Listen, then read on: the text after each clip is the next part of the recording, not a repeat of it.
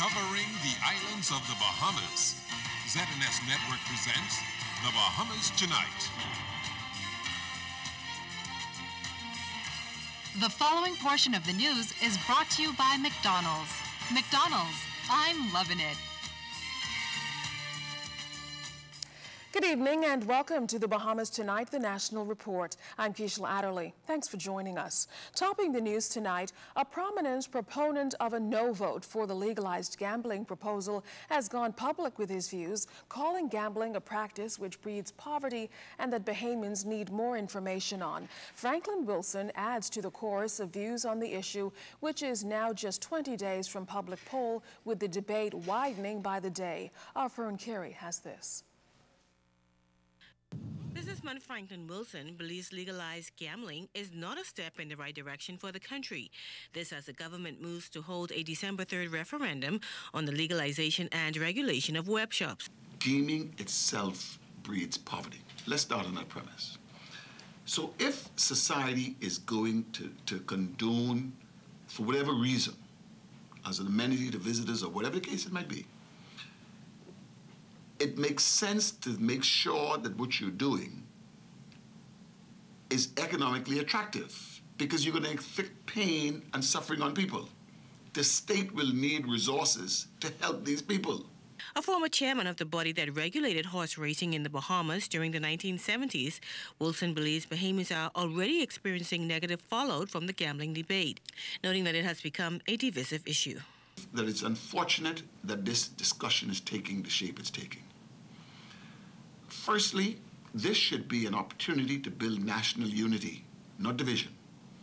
Because if we focus on what all we agree upon, we can build on that. Now, what are some of the things we agree upon? We agree that whatever is the outcome of this referendum, gambling will not stop. As a result, Wilson believes more public discussion is needed on the potential impact legalized gambling will have on the country ahead of the December 3rd poll. This needs to be a discussion now between the moral forces in our society and the government that says, look, the question is not just yes or no to web shops. That's too narrow a question, in my humble opinion. I believe the question has to be broader. It has to be, how do we deal with this reality that there are a goodly number of people in our society, with or without legal permission, will gamble? Fern Carey, ZNS News Network. Well, about 3 weeks before Bahamians show their hand on the idea of legalized web gaming, there are questions over the details. Tonight, Andrew Knowles talked to some likely voters about what's swaying them in either direction. Frederick Ferguson has worked in the casino industry for 29 years. While he intends to vote in the December 3rd proposed referendum, he doesn't believe there is sufficient information on the controversial idea. I think there are a lot of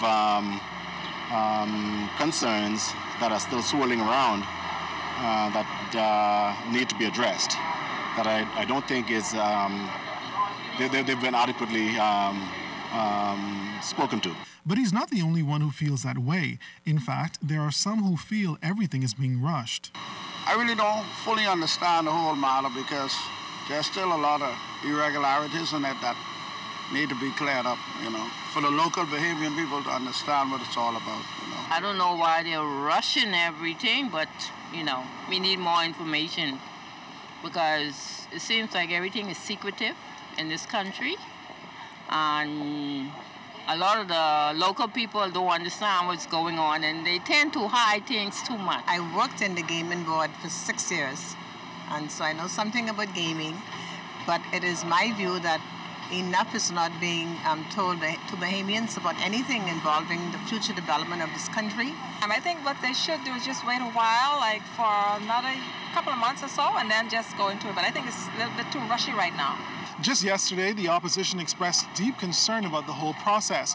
FNM leader Dr. Hubert Minnis charged that there is national confusion, as he claims Bahamians are being asked to roll the dice in the dark on such a divisive and weighty, important issue. The Bahamian public must be informed of the entire process, of the legal framework, and these entire questions must be answered. Until they can be answered, the Bahamian people is in the lurk. But then there are others who feel it's now just a matter of choice. And because you have the two sides where you believe it should be legalized or it shouldn't, and it's just a matter of choosing which side. From a personal point of view, based on the questions or concern that I have, I feel comfortable. There's no confusion. It's simple and clear. The people need it. What you gonna do? Leave it as it is? And I mean, come on. Right now, the church is opposing it, you know, for various reasons or whatever. But when you think about it, come on, man. Raffle is gamble. Point blank. Meantime, the Vote Yes Bahamas movement is expected to hold a press conference tomorrow to promote widespread understanding of the significance of the gaming industry in various areas of Bahamian life.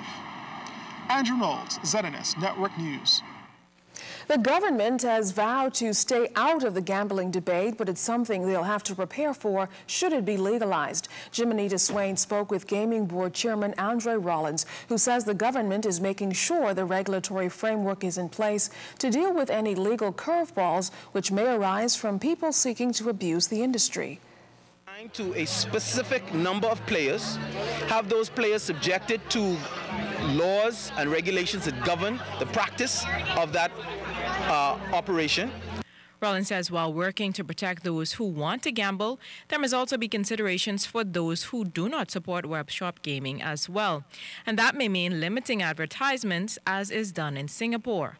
We need to understand that there are many people in our country who don't want to see gaming thrust everywhere in their faces, so that they drive, they turn from corner to corner, that's all that they see. We're going to have to approach it very tastefully so that we respect the many people who don't want to participate. But then there are those who do. And for them, the Prime Minister is saying that we have to protect the interests of those who wish to participate, whether it be to ensure that the game is fair. Rollins says the government does not fear fallout from those who may not get a license, as this is not a popularity contest, but one that tackles the long-standing issue of regulating web shop gaming in the country for the benefit of all involved. Jimenita Swain for ZNS Network News. Well, still to come in the Bahamas tonight, Stephen Dye Stubbs was back in court today. We've got the latest coming up.